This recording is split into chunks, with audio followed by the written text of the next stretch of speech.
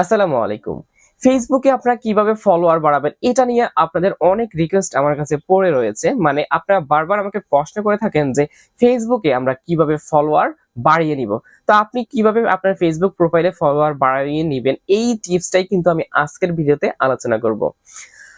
আসসালামু আলাইকুম। আমি আছি আপনাদের সাথে MH রকি আর আপনারা দেখছেন আপনাদের ভালোবাসার চ্যানেল MH রকি টেক।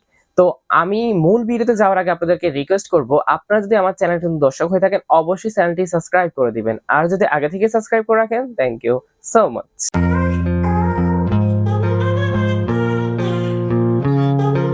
তো আপনারা প্লে স্টোরে চলে আসবেন, কারণ প্লে স্টোরে এসে আপনাকে আগে দেখতে হবে আপনার যেই ফেসবুক অ্যাপ্লিকেশনটি রয়েছে সেটি আপডেট আসছে কিনা। তারপর আপনি এখানে সার্চ করবেন এফবি লিখে সার্চ করার পরে কিন্তু আপনার যে অ্যাপ্লিকেশনটি রয়েছে সেটি চলে আসবে। এরপর আপনি আপনার অ্যাপ্লিকেশনটি দেখতে পাচ্ছেন, কিন্তু এখানে কিন্তু আপডেট চলে আসছে। সো আপনার আপডেট না থাকলে আপডেট দিয়ে নেবেন। তো আমি আগে এটাকে আপডেট দিয়ে নিচ্ছি।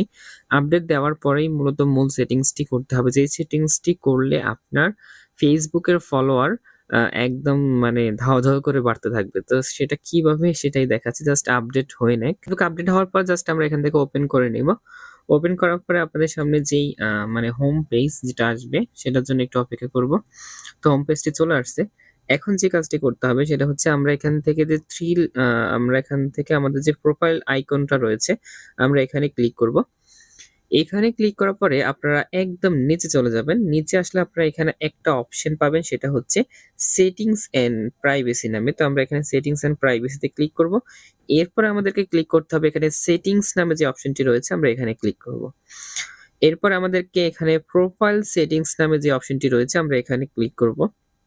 প্রোফাইল সেটিংসে আসার পরে আপনারা জাস্ট এখান থেকে প্রাইভেসি নামে যে অপশনটা রয়েছে আমরা এখানে ক্লিক করব। এখানে ক্লিক করার পর আমরা একটু নিচে চলে আসব। একদম সর্বশেষ নিচে যে অপশনটি রয়েছে সেটি আপনারা দেখুন। এখানে এই যে একটা অপশন, এই অপশনটার মধ্যে আপনারা ট্যাপ করে দিবেন। এটার মধ্যে ট্যাপ করে দেখুন আমার এটা কিন্তু অন রয়েছে, কারণ আমি এটাকে অন করেছি। তো এটা অন থাকার কারণ হচ্ছে, এটা যদি অন থাকে তাহলে কি হবে, আমি আপনাদেরকে সম্পূর্ণ ডিটেইলসে বলি।